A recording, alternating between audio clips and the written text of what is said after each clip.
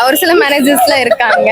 அவங்க வந்து எப்படின்னா அவங்க சொல்றது தான் நாங்க கேட்கணும். ஈவன் தோ நாங்க தான் ப்ராசஸ் பண்றோம். ப்ராசஸ் பண்றவங்களுக்கு தான் ஐடியாஸ் இருக்கு.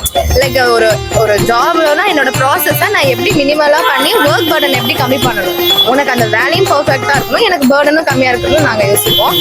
ஏன் மேனேஜர்ஸ்லாம் வந்து அப்படியே ஆப்போசிட். அவங்க வந்து எப்படின்னா ஒர்க் பர்டனை வந்து எப்படி பெருசாக்கலாம்னு யோசிப்பாங்க.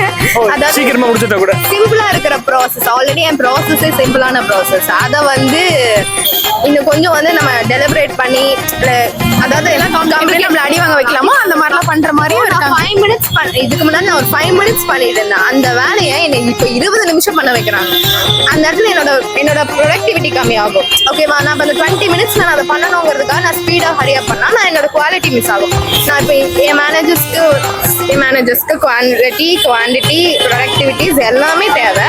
ஆனா வந்து அவங்க சொல்ற மாதிரி பண்ணணும். நம்ம அதை வந்து இல்லை நம்ம இப்படி பண்ணலாம் நீங்க ரெக்வஸ்ட் பண்ணுங்கன்னு சொன்னா அதை அவங்க கேட்க மாட்டாங்க. நான் சொன்னது நீங்க கேட்கணும் அப்படின்ற மாதிரி சில ஈகோஸ்லாம் இருக்கு. எக்ஸாக்ட்லி. ஒரு சில இடத்துல நிறைய மேனேஜர்ஸ் வந்து எப்படி இருப்பாங்க அப்படின்னா அது அந்த ஐடியா வந்து பெட்டர்னு அவங்களுக்கும் தெரியும், ஆனா அதை அக்செப்ட் பண்ண மாட்டாங்க. ஏன்னா நாம சின்ன பசங்க அவங்க வந்து அப்படின்னு இருக்கும். பை லக் எனக்கு அந்த மாதிரி இது வரைக்கும் யாரும் அமையல.